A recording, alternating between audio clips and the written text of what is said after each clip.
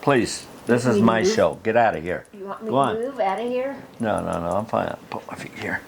No, I wanted him Okay. to get up on the. Are we right back? Okay, I was going to tell you this story about Grandma Romero. I don't believe I was born yet, but the story goes is Jim and probably Louise and maybe Manuel. They lived in Victor, and it was the dead of winter, and Dad had a Model A or Model T car, and they got a telegram from Grandma Romero's household that they needed to get down there by that weekend because Grandma was on her deathbed. And so what did they do? They bundled the kids up, and took off from Victor, and in the middle of winter, and snowing and blizzard and the whole deal. And they get down to Grandma Romero's house, and they're having a damn party for her. It was her birthday. There's nothing wrong with her. That's how they got him down there. Do you recall that? I don't remember that. Okay, well, that's the story that I heard, and I heard that from Louise, and I heard that from your sister. I heard that from Tia Marie, because she was there. Well, that's...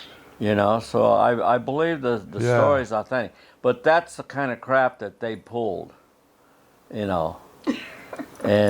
so when they got to the house, they're all in there partying, and Grandma's, her favorite thing was to roll her own cigarettes, Yeah. drink a can of beer, and eat hot dogs. That was her diet. And it must work because she lived to be almost 95, 100. So maybe we ought to learn from the old folks. I think that's Romero Alera's lineage. Yeah, because her dad lived to be 86, I think. And he had some hard living. Yeah. Well, he was at the Sand Creek Massacre. Right. And in the Battle of Valverde, Where's that Valverde at? it's way south by Las Cruces. Okay. It was way south. It was when the Confederates tried to sneak into New Mexico from the south, from Texas, Okay. and tried to come up that way. Wasn't there a place down there by where you taught school, Valverde? Oh, no, there was an elementary school by Rishel Yeah. called Valverde. Oh, okay, that's Yeah, what that's it what it was. was, yeah. Okay, I didn't know if that It was an elementary school. I didn't know if that area was called Valverde or not, but it was a school that was called that. Yeah, Okay. yeah. I remember that. And what did they say happened to Phyllis? As how she died? Well, you'll have to tell that story. Well, I'm not sure of all the details, but it was... it was when- called brain fever. Yeah, it was some kind of a condition that... Meningitis is what they call it today, something like I believe. that, yeah. Professor, doctor could verify that, but they said it was a high fever, like 105, 106 degrees. And of course, they didn't have the antibiotics, steroids, nothing to combat it or how to cure it. You just had to hope that you could survive it. Yeah. And it was, I believe it was called brain fever, where it really with a high well, they say if you get a high temperature like that, you better get your butt to the doctor or the hospital. It's a real serious situation.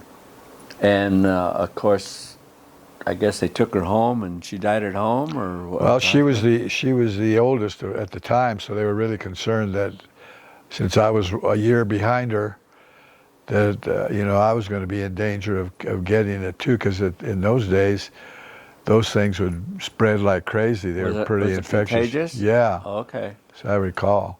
So anyway, that's what happened. So I went.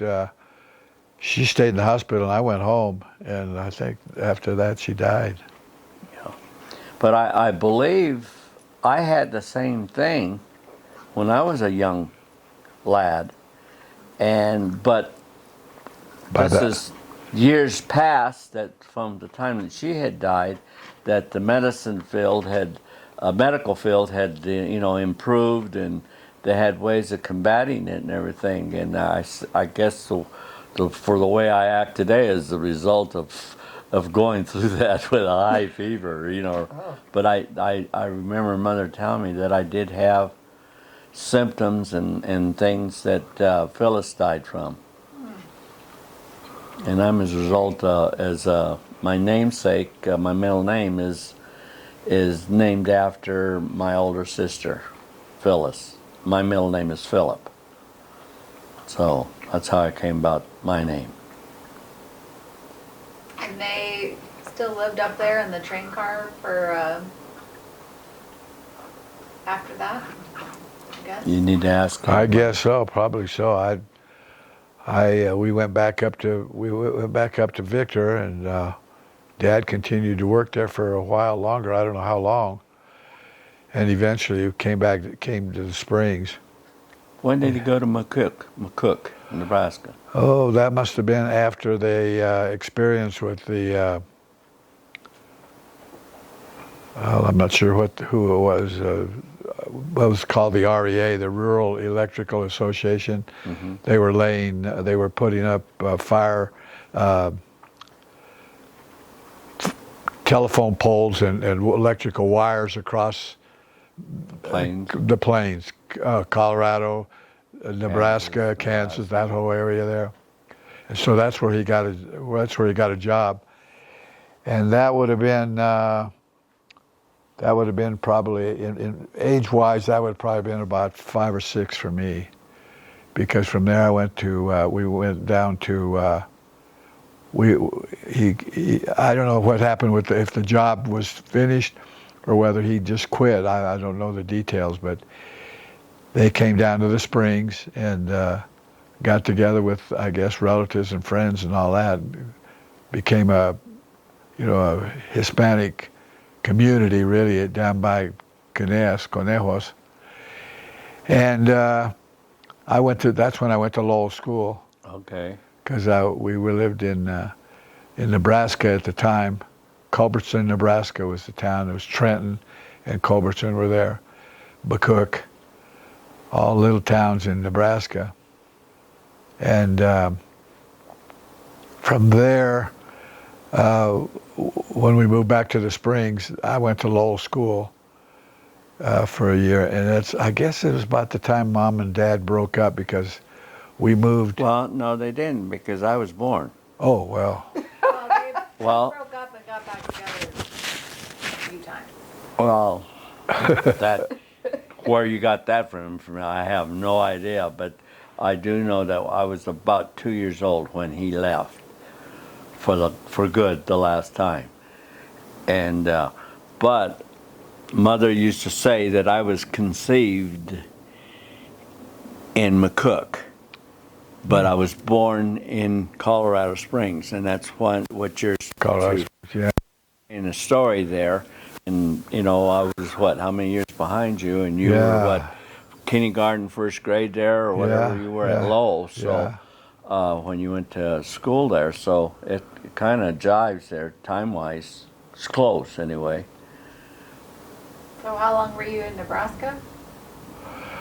I was only conceived there. I'm guessing maybe a year to 2 years. I remember one of the problems we had while we were there. For some reason, my mom and Dad rented an apartment in a bank building. Now, why a bank building in McCook, Nebraska, would have an apartments like that, I don't know. But anyway, it was during the war, so everybody was.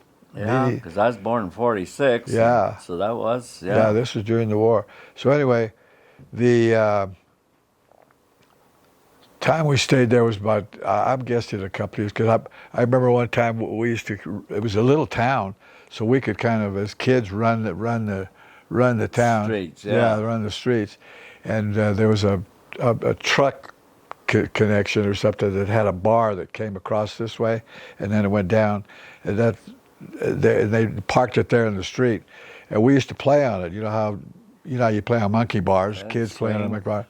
and I didn't go down. I went down too far, and I still have. Yeah, I cut my head open, and I mean, you know how head wounds bleed.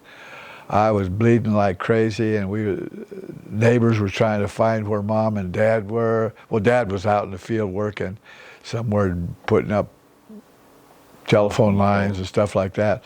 And I don't know what Mother was up to, but anyway, they finally got her, and I don't even remember going to the doctor or whatever, but they stopped the bleeding. And Well, obviously you didn't have a hard hat on or a helmet. nothing, so no thank protection. God you had a hard head. That's right, for sure. Gosh. And then I remember during the war, we used to have blackouts, and they would signal, turn out your lights, light up your candles, because Turn the lights out. the Germans are coming, or whatever they would do to scare us. And of course, see, in Nebraska and in that area, a lot of Germans lived there. I mean, they were ancestors were in that area. So there they were. There was always that sort of implied threat that they're going to cause some problems if the war continues the way it was going. At that time, we were just getting into the war. The United States was just getting into the war against the Germans. Fort Carson was humming away. At that time, it was Camp Carson, I think. Wasn't it? Yeah. Yeah. Well, like I said earlier, that story when we were down in the Springs, where when they brought like 5,000 new recruits to camp, a lot of those guys that came, they had married German gals. A lot of the black guys were marrying the beautiful blonde, blue-eyed, hairy armpit Germans. It was really the strangest thing, because, you know, we never saw a woman with hairy armpits. Never. And the German women, the hair under their arms, some even had mustaches. And it was really strange, because there was a new culture Heavens, yes. amongst the Hispanics, you know, to see that, you know. And, it was different. It made an impression on me. And didn't you, in Nebraska, you had to go, something about going down to the store and there were gypsies or something? Yeah, I think it was a trail where the gypsies would come through periodically selling their wares, whatever it was. I don't remember all the details, but I do remember Mom was very... Stay away from those gypsies. They'll steal you. They'll kidnap you and take you away with them. I remember So that was a story. way of scaring us as little kids. I was only maybe 5 or 6 at the time. But there was a zoo there in Nebraska, in McCrook. A zoo, yeah, there was a zoo there. Little teeny town. They had a zoo, so we used to go down there and look at the animals and stuff like that. And I remember the blackouts. They had curtains that would come down, and if you were out, I mean, if you were flying over it, you wouldn't even see a town down there because of the blackouts at night. And then every now and then, we'd be playing out in the front yard by the bank, and these soldiers would come down, marching down the street, and they were prisoners of war from the German prisoners of war that we had captured. And why they sent them to Nebraska, I don't know. Maybe because it was isolated enough, and they could keep them there till the war was over, or whatever they were going to do with them. I don't know. They ended up putting them to work in the fields. Whatever they were cooking, growing. It was either corn or wheat or something like that. But the German soldiers were put to work, working in the fields.